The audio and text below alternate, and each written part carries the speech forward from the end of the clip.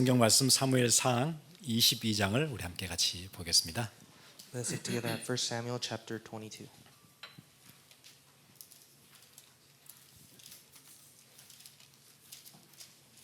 사무엘상 22장입니다. It is 1 Samuel chapter 22.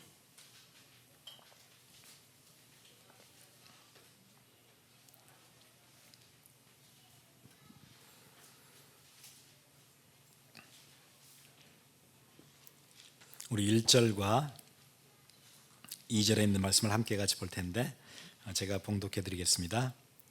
그러므로 다윗이 그곳을 떠나 아둘람 굴로 도망하며 그의 형제와 아버지의 온 집이 듣고 그리로 내려가서 그에게 이르렀고 환난당한 모든 자와 빚진 모든 자와 마음이 원통한 자가 다 그에게로 모였고 그는 그들의 우두머리가 되었는데 그와 함께한 자가 400명 가량이었더라. 아멘.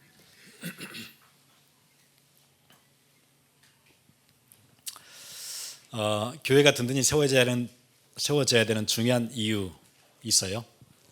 There's an important reason why we need to build up the church strongly. 왜냐하면 밖에 사람들은 길도 없고 답도 없이 실제로 고통당하고 있기 때문에 그래요. And the reason is because people out in the world, they don't know the way, they don't know the answer to their lives. 하나님이 그들을 살리도록 한 기관을 이 땅에다 두셨는데 그게 교회예요. And God provided an institution through which they would be saved, and that is the church. 사람들은 여러 가지 영적인 문제들, 중독의 문제, 정신의 문제, 심지어는 자살하기까지 굉장히 많은 문제로 시달리고 있고 또 앞으로 그 문제들이 기다리고 있어요. People are currently suffering from various spiritual problems, from addictions, from various mental diseases, and even suicide. And even those things are waiting for those people. 하나님이 우리 인간을 지으실 때는 우리를 하나님의 형상으로 지었기 때문에 하나님으로부터 오는 기쁨 말고 다른 데로부터 기쁨을 느끼잖아요. 그러면은 부작용이 심해요. And because God created humans in the image of God, our only pure true joy comes from Him.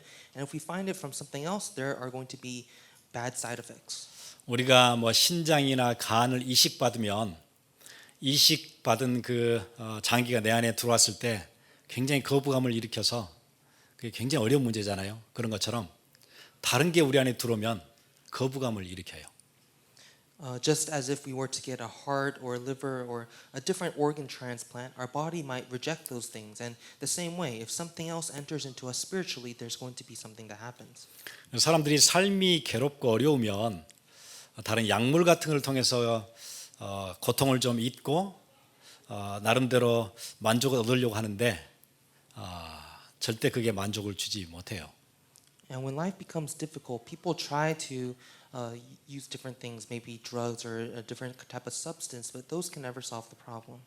마약에 중독되면 가장 큰 특징이 소소한 데서 오는 그 기쁨을 전혀 맛보지 못한대요. And they say that one of the first bad side effects when it comes to substance abuse is that you can't find joy in the little things. 그런 거 있잖아요. 큰 기계가 돌아가는 공장에서 늘 일을 하거나 아니면 전쟁터에서 막 폭탄이 터지고 헬기가 계속 돌고 이런 데서 오랫동안 생활하다가 나오면은 청각이 예민한 소리 이런 소리를 듣지 못하게 돼요. 큰 소리를 확 질러야 그래야 들려요. They say that when people have worked in very loud situations where there's things like helicopters or just big noises, your hearing becomes dim and you're not very sensitive to sound. 마약에 중독되면은 작고 소소한 일상에서 누릴 수 있는 작은 행복들, 아름다움들, 예쁜 선율을 들을 때, 좋은 멜로디를 들을 때 오는 그 기쁨, 만족감 그런 걸 전혀 느낄 수가 없어요.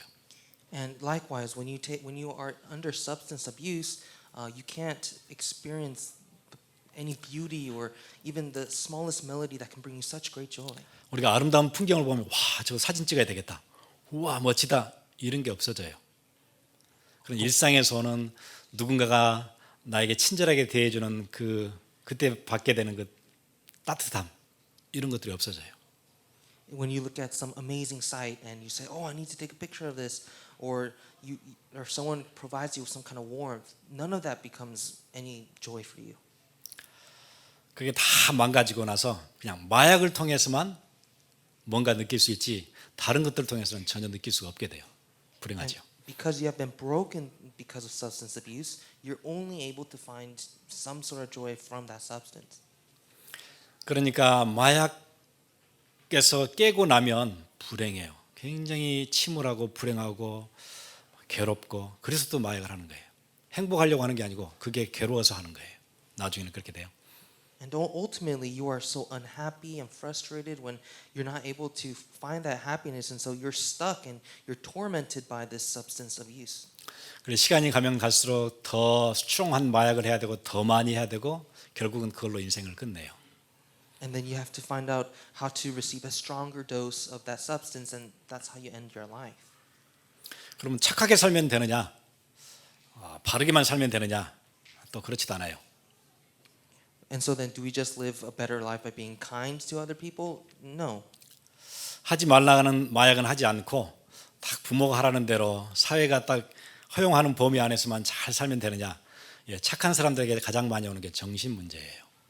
And if they were to say, stop doing drugs, now start listening to your parents contribute to society, well, just trying to do that will lead to some kind of mental illness.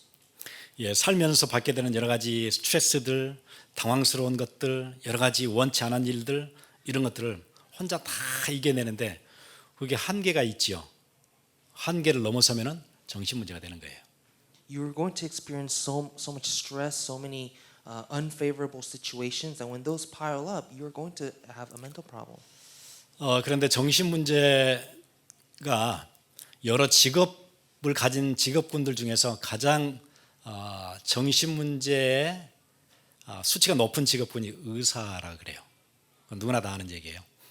And anyone will say that when it comes to mental disease, really the highest kind of occupation is a doctor. 의사들도 분야가 있을 거 아니에요. 소아과도 있고 내과도 있고 뭐 외과도 있고 뭐 치과도 있고 있을 텐데 그 중에 그 분야 중에 가장 정신병 그 레이시 환자 레이시 높은 게 정신과예요. And of course, there's various different fields like pediatrics or internal medicine, dentists, and psychiatry. But really, the highest rate of mental disease in this medicine field is psychiatrists. 정신과 의사들은 그런 그 자료들 통계들 굉장히 당황스러워하죠. And so they become very shocked when they look at these kind of statistics and what's happening. 그래서 정신과 쪽에서는 그런 얘기가 있어요. 정신병을 앓고 있는 환자가 정상적인 의사를 찾으려고 한다는 것은 치료를 포기하는 것과 똑같대요. And this is what psychiatrists say. They say that if a patient tries to meet a normal doctor, that's almost guaranteeing you won't be healed. 그래서 사람들이 그러면은 왜 하필이면 정신을 다루는 정신과 의사들이 그렇게 정신 질환에 그렇게 과다하게 노출되는 것인가 굉장히 혼란스럽잖아요. And so it's kind of a hopeless situation because even psychiatrists who are supposed to heal mental disease are falling to mental disease. 그래서 그쪽 필드에서는 그렇게 얘기해요. 그게 아니고 정신병력이 있는 사람이 정신과에 관심이 생겨서 그쪽을 공부해서 의사가 되니까 그래서 그렇다네요. And so then people try to come up with a reason saying, oh, the reason why that's the case is because these psychiatrists come from a history or background of mental problems in their family. 그렇잖아요. 에이비에이션 어릴 때부터 막 비행기를 보면 멋지고 그러면 그쪽 공부를 하게 되잖아요. It's the same thing when you think about aviation. If you're interested in that from a little kid's age, that's when you want to become. 어느 부분 자기가 당하고 있고 힘들어하고 그쪽에 관심이 생기고 공부하게 되고 그래서 정신과로 간다는 거예요. And so they say that's what happens is when you're a kid, you experience mental problems, you see it, and so later on you want to become someone who deals with those things. 그래서 자살률도 엄청 높아요. And even their suicidal rates are so high. 왜냐하면은 의학을 공부했기 때문에 어떻게 하면 생명을 딱 끝낼 수 있는지를 일반인보다 훨씬 잘 알기 때문에 정교하게 시도를 해서 자살률도 굉장히 높대요. And so because they have studied medicine, they know how to end your life, and so they commit suicide in very unique ways. 그래서 많은 그 정신병을 앓고 있는 사람들이 잘 모르고 있는 사실이 있는데 자기가 찾아가는 정신과 의사가 다수는 자기보다 훨씬 더 중증이라는 사실을 잘 모르고 찾아간대요. And so these patients, when they look for these psychiatrists, they don't realize that actually they're looking for someone who's suffering from a more severe problem than they are. 세상은 정신과를 다루는 의사들도 그 문제 해결을 못해요. 사실은 답이 없잖아요. And so even psychiatrists who are there to solve mental problems don't have the answer. 증상을 완화시켜주는 방법들은 알고 있지만 낫게 해주는 방법은 모르는 거고 정신과가 그 바라는 목표가 행복이 아니에요. 불행을 좀 덜어주는 거지. And so while they're there to relieve the symptoms, they're not there to completely remove the symptoms. They're just trying to reduce the amount of unhappiness that patient experiences. 그리고 사회를 보호하려고 하는 거지 그 사람들의 행복을 줄 수는 없어요. They are just there to protect society, not provide happiness. 특히 또 미국에서는 10대에서 24살까지 사망률 두 번째 순위가 자살이라고 그러죠. And they say that the second highest rate of mortality between the ages of 10 to 24 is suicide. 사실은 그런 그 데이터들이 굉장히 당황스럽게 만드는 것은 자살이라는 것은 희망이 없어질 때 자살하는 거예요. 희망이 환한데 죽고 싶은 마음이 생길 리가 없잖아요. And the shocking thing about this statistic is that you commit suicide because of hopelessness. 자꾸 옛날 얘기를 하는 사람들은 나이가 들어서 그러는 거고 자꾸 앞으로 하고 싶은 거 얘기를 많이 하는 사람 젊어서 그렇거든요. 근데 10대에서 24살까지가 왜 희망이 안 보일까요? 가장 희망에 꽉 차 있는 나이인데. When you become old, you start speaking about the past and what could have been. But when you're young, you think about what you will become. And so it's so weird that ages from 10 to 24, while they should be thinking about their future, are committing suicide. 그래서 그들을 살리라고 하나님께서 교회를 이 땅에 세워주신 거예요. 교회가 희망을 얘기하고 앞으로는 영원한 생명을 얘기하고 살 수 있는 길을 얘기하고 그 교회 필요한 거죠. And so in order to provide the solution to these people, God has instituted the church that will proclaim hope, eternal life, the way to live.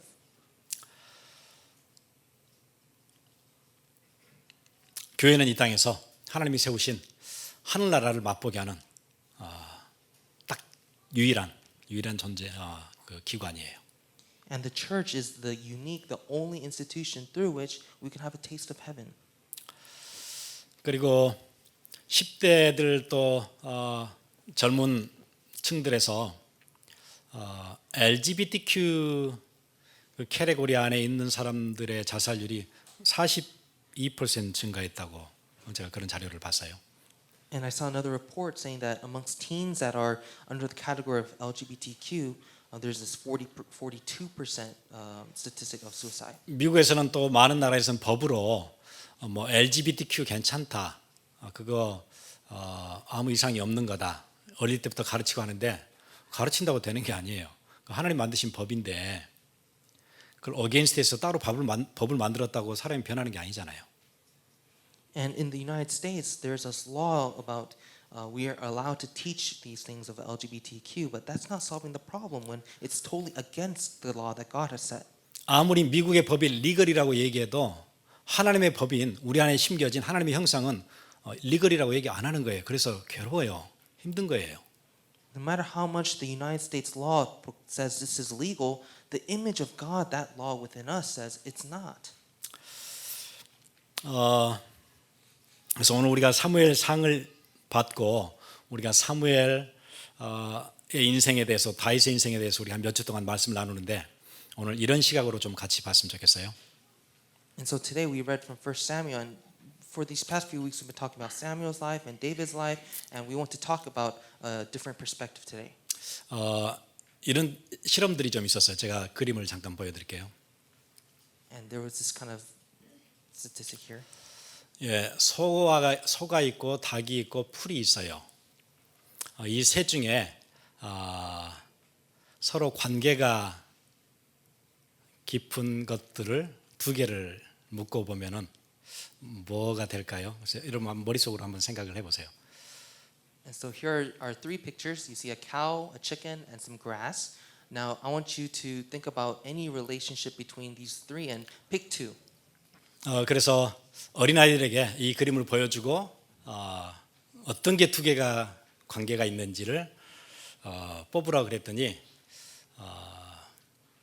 서양 아이들은 소와 닭이 관계가 있다 이렇게 거의 대부분 그렇게 대답을 했다고 그래요. And so they had a group of children come together and they say, pick two that you think have any relationship, anything to do with each other.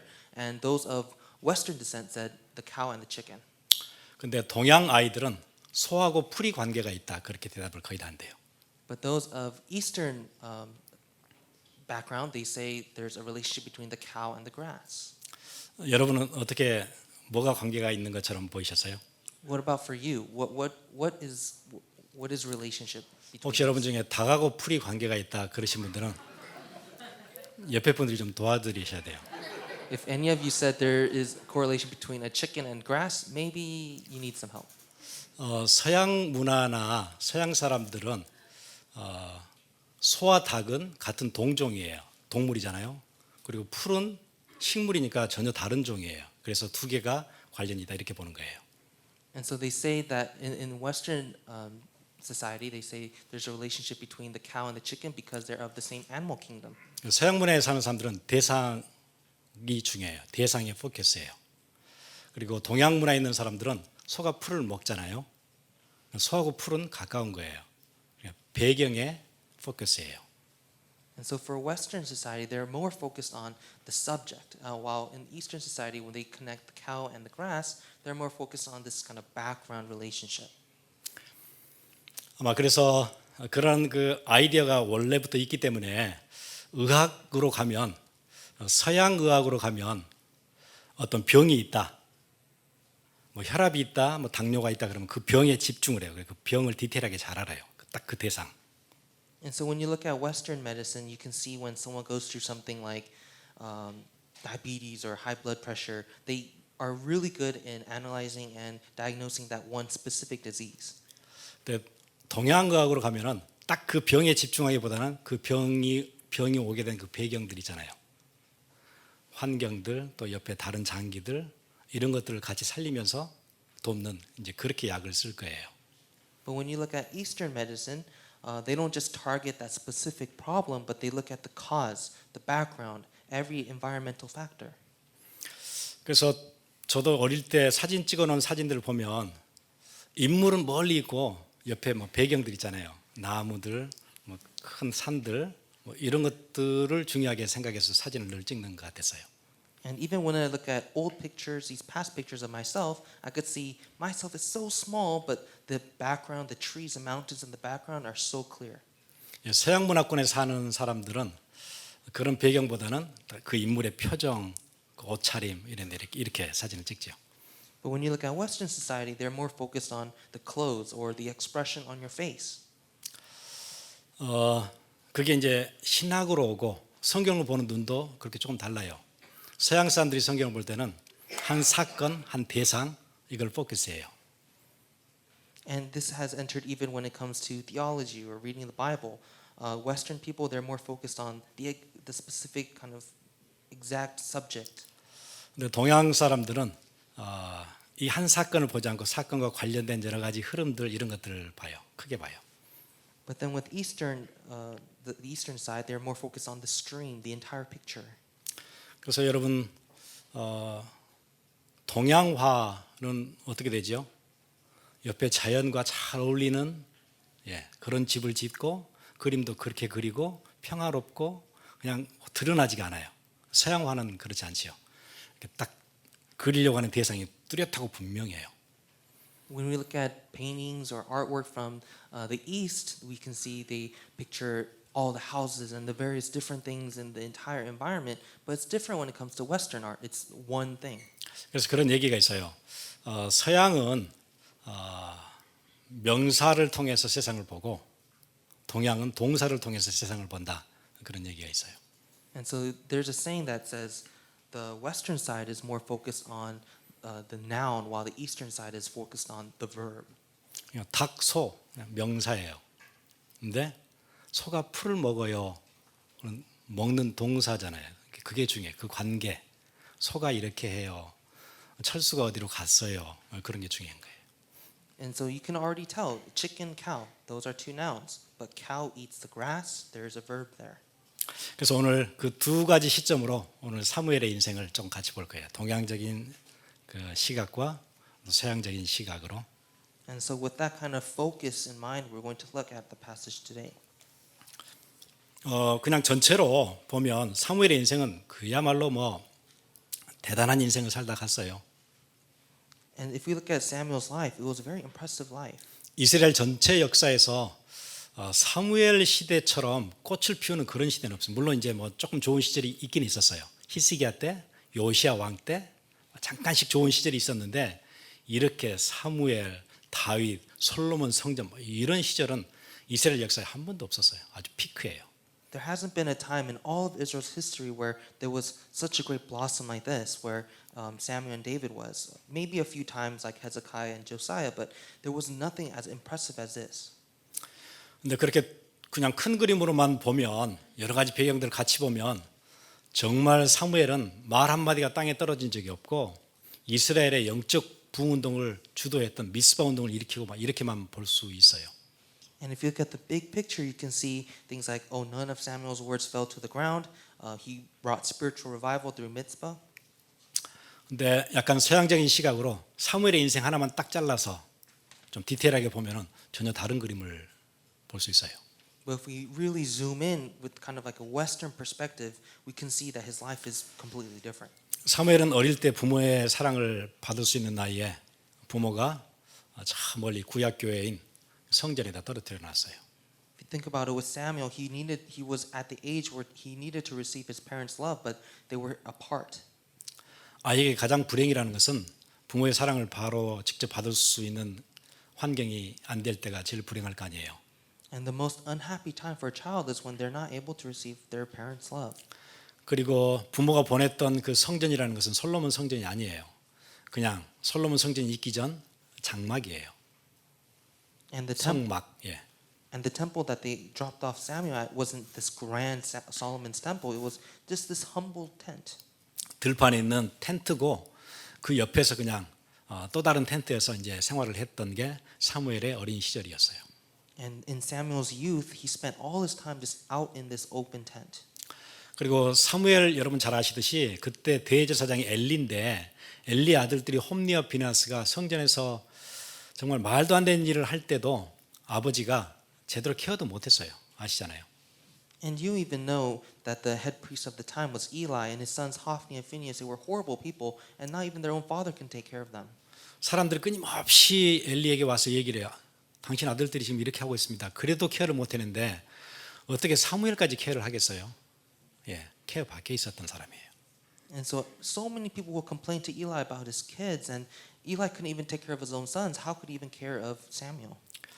그러다 다행히 하나님의 은혜로 선지자 일을 하게 되고 그 다음에 온 이스라엘을 미스바로 모이게 해서 대부흥운동을 시작했어요. But by God's grace, Samuel was raised up as this prophet who gathered all these people at Mizpah for spiritual revival. 그 성경 기록이 사무엘상 7장에 나오는 미스바에 있던 대성회예요. And that is recorded in 1 Samuel chapter 7, the great revival. 그런데 바로 그 다음 장 8장에 가잖아요. 그러면 백성들이 사무엘을 싫어해요. But if you just flip over one more chapter, in chapter 8, all the people hate Samuel. 사무엘은 이스라엘의 마지막 사사예요. 사사는 왕 비슷한 거거든요. 재판권도 있고 백성을 이끌고 하는 리더예요. 하나님이 세우신. And Samuel was the last judge, and these judges, they would serve kind of like kings and also be able to lay down a jurisdiction. 그런데 백성들이 당신 같은 리더 말고 왕이 있으면 좋겠다 그 얘기잖아요. But the people are saying, we don't want you as our leader, we want an actual king. 더 강력한 파워를 가진 우리는 왕을 원해. 당신 지금 사사인데 그거 말고 왕 필요해. 그걸 끊임없이 요구하는 거예요 지금. So they keep demanding Samuel, we want someone with stronger power and control like a king, not a judge like you. 만약에 교회 같으면은 목사님이 계시는데 교인들이 다 목사님 원하지 않는 거예요. 당신 말고 좀 제대로 하는 그런 목사님이 왔으면 좋겠어. 그게 이제 사무엘의 입장이에요, 사실. It's as if we're at a church and all the people are demanding, we don't want you as a pastor, we want someone else. 여러분이 교회에서 장로님으로 아니면 어느 기관의 기관장으로 선교 뭐 팀장, 뭐 교육부를 맡고 있는 교육팀장 맡고 있는데 교육부 교사들이 당신 말고요 다른 사람이 왔으면 좋겠어요. 그걸 끊임없이 얘기를 해요. 그런 상황에 사무엘이 지금 들어가 있어요. It's as if you're, let's say you're an elder or a team leader of some a ministry, or you're an educator, and all the people are saying, we don't want you, we're demanding someone else. 굉장히 당황스러운 일이에요. And this was happening to Samuel, and it was unexpected. 어쩔 수 없이 사울을 왕으로 세우잖아요. And he has no choice but to establish Saul as the king. 모든 권력이 사울에게 가고 사무엘은 고향으로 내려가요. All authority is transferred over to Saul, and Samuel now goes back home. 여러분 그렇게 보면 우리가 생각하던 사무엘은 뭐 사역을 너무 잘했던 그런 게 아닌 것 같아요. When we look at it from this perspective, then our assumption that Samuel lived such a good life is now gone. 그래서 세워놨던 사울 왕이 제대로 하냐면 보니까 제대로 하질 않아요. And so then did Saul, who was raised up as king, do a good job? Not really. 갈수록 악해져요. He becomes more and more wicked. 나중에 사무엘은 사울과 다시 죽을 때까지 만나지 않게 돼요. And Samuel never meets Saul again. 그러면 그때 가졌던 아픔, 실망, 섭섭함, 혼란함 그런 게 왜 없겠어요? And think about it, Samuel would have experienced such great pain and disappointment and confusion. 그리고는 하나님의 인도를 받아 다윗을 왕으로 세워요. And being guided by God, Samuel then establishes David as king. 그런데 다윗은 왕이 되지를 못해요. 사울에게 계속 쫓겨다니고 여러 번 죽을 뻔해요. But he never gets to see David actually reign because Saul is pursuing after David, trying to kill him. 사무엘의 인생 마지막은 그렇게 끝나요. 사울은 지금 펄펄 뛰고 있고 혈기왕성해서 다윗을 잡으러 다니고 자기는 나이가 많이 들고 다윗은 아직 왕이 되지 못한 채 눈을 그렇게 감아요. 그게 사무엘의 인생이에요. And Samuel's final end to his life is he just sees Saul vigorously trying to chase after David to kill him. 제가 왜 이렇게 얘기를 드리냐면 우리에게도 그런 게 있는 것 같아요. 우리 인생을 우리 가장 가까운 현재를 보잖아요. 썩 잘 되지 않는 것 같아요. And the reason why I share this is because if we just look at our own lives here, our present day is not always so great. 또 가끔 사역자들에게는 내가 정말 마음을 다 주고 정말 복음으로 이 사람들을 양육하고 해서 막 간증도 하고 막 포럼도 하고 너무 그럴 때는 사역자는 너무 기쁘거든요. And when you think about ministers, when they take care of their congregation, they become so happy when they're able to give that care. 진짜 내 제자, 진짜 하나님이 만나게 하신 정말 축복된 만남 그랬는데 어느 순간 나를 떠나요. And this was someone who you raised as your own disciple. It was such a blessed meeting, but one day that person's not there anymore. 신앙생활은커녕 멀리 떠나가요. 그런 소식들을 계속 나중에 듣게 돼요. And later on, you keep hearing about how they're falling away farther from the faith. 굉장히 당황스럽죠. And sometimes it's just so upsetting. 이게 뭔가 내가 지금 잘하고 있는 건가? 그런 의문이 불쑥불쑥 들어와요. And you keep asking yourself, am I doing the right thing? 내가 정말 사랑하고 내가 정말 힘을 다 쏟았던 우리의 멋진 렘넌트들이 어느 순간 영 다른 데서 완전 세상에서 이럴 때 굉장히 속 아프거든요. 가슴 아파요. And it really breaks our hearts when we see our remnants that we truly love, we devoted all of our energy for, just being somewhere so far away. 내가 뭘 잘못했을까? 내가 뭘 전달을 못해줬을까? 나는 왜 이렇게 사역을 제대로 못했을까? 그런 자책이 굉장히 들어와요.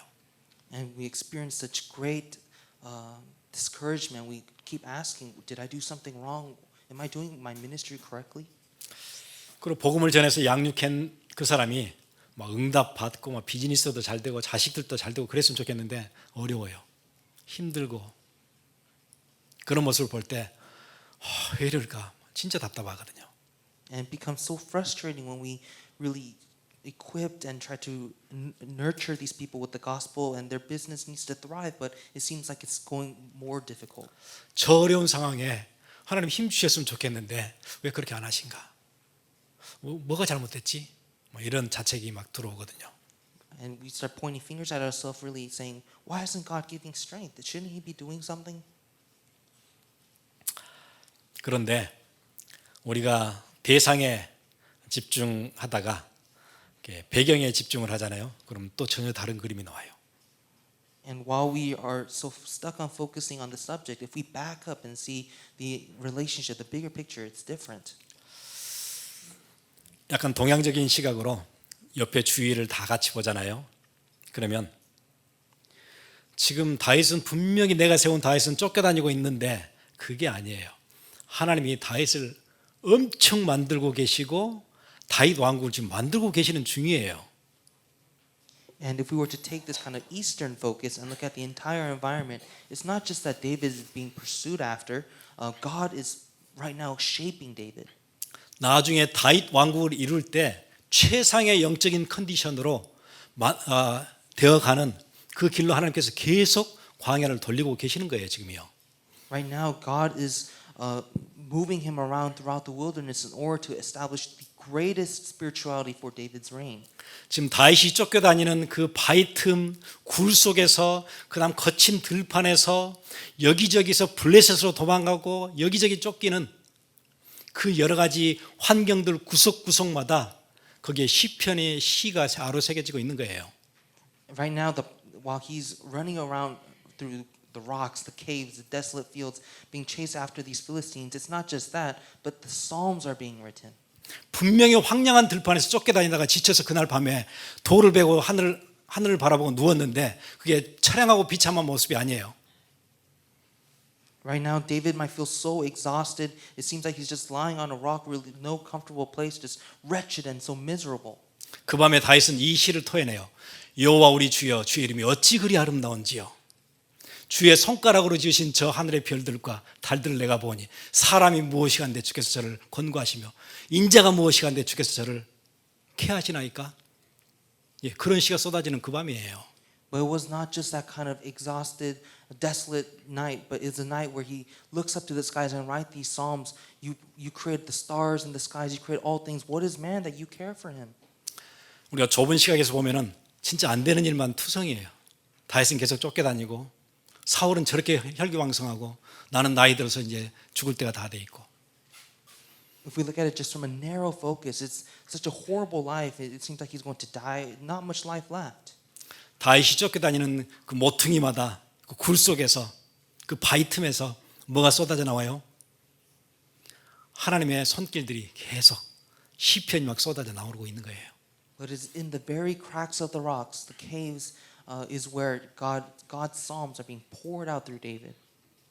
다윗은 지금 안 되고 있는 게 아니고 시편이 기록되고 있는 중이고 구약을 대표했던 구약 교회 이스라엘 이 든든히 지금 세워지고 있는 중이에요.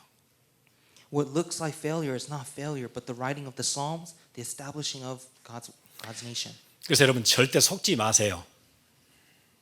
So don't be deceived. 여러분 눈앞에 일렁이고 있는 삶의 그 파도, 현기증 나게 여러분을 흔들고 괴롭히는 것 같아도 거기에 절대 속지 마세요. Don't be deceived, even though it might seem like these waves are shaking and rippling through your life. 그거를 통해 하나님은 여러분을 만들고 계시는 거고 하나님의 손길이 지금 여러분과 늘 함께 하고 있는 거예요.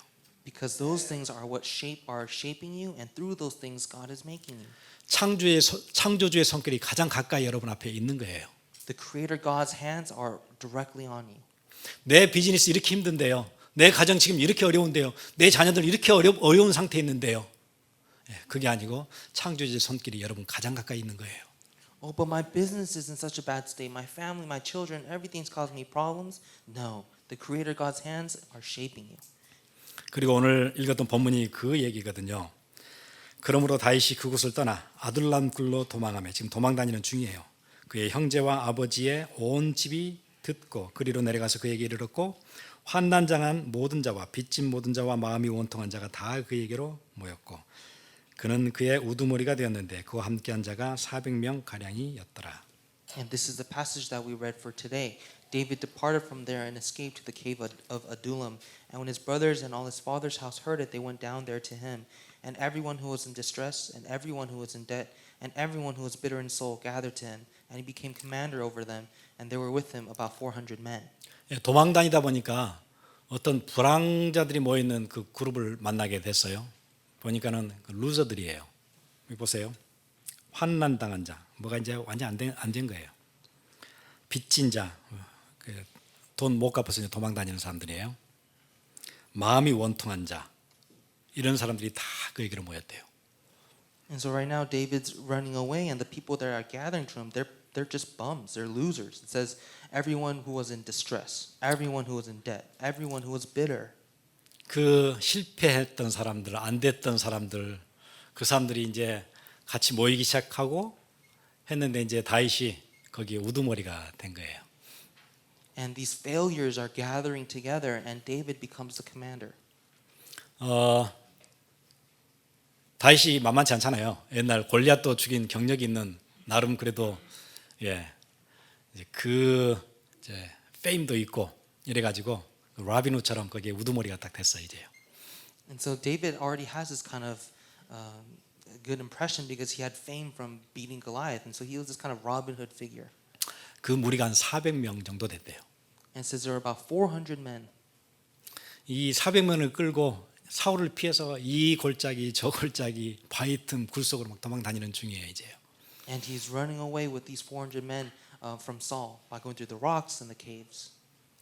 그런데 여기에 모였던 400명이 나중에 다윗이 왕이 됐을 때 다윗의 최측근으로 다 자리를 잡아요. But later on, these 400 men, when David becomes the actual king on his throne, these become his closest cabinet members.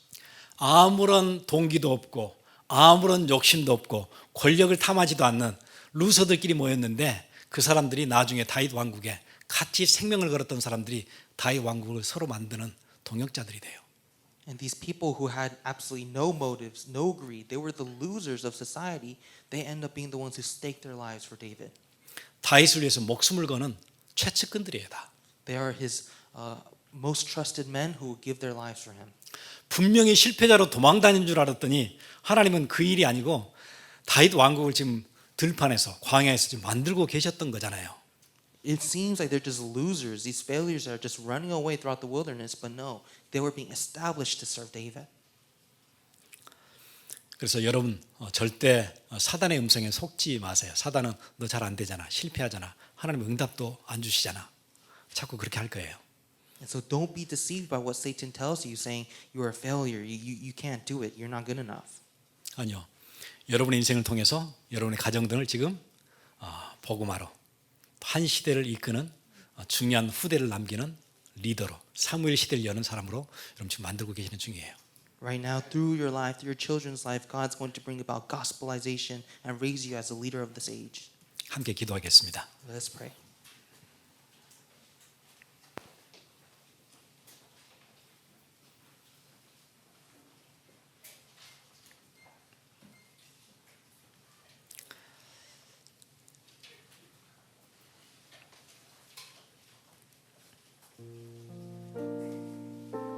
그래서 오늘 제목이 복음을 통해 세상을 보기. 하나님의 콜링을 통해서 여러분의 가정을 보시고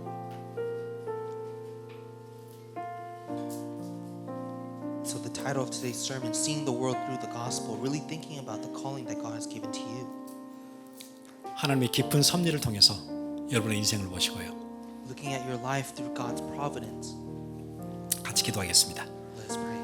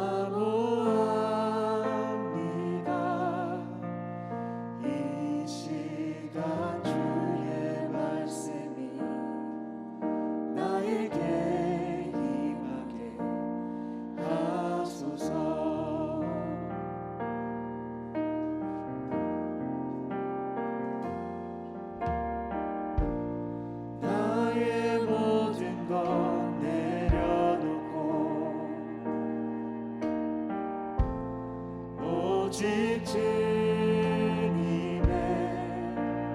말씀에 사로잡혀 주의 길로 주가 주신 땅으로